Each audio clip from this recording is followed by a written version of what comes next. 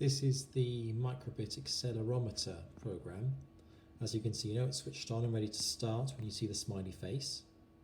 The way this microbit works is it will record all the acceleration experiences, and when you push the right button, it will tell you what the highest value is measured in G's. So I'm going to start the process by pushing the A button. This gives me a countdown where it doesn't record any data at all, and then when the tick appears, that means I can start recording. So the green tick's appeared. This is now recording all the acceleration data. We tap it, that should give us a fairly high value. And then when I'm ready to view it, I simply tap B, and that will give me my result in G's. Sometimes it gives me a huge number of numbers, not in this case. So that tells me that the maximum acceleration this microbit received was 1.02 G's in total.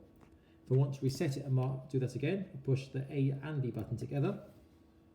It'll then say reset. And then I can push A again to start recording.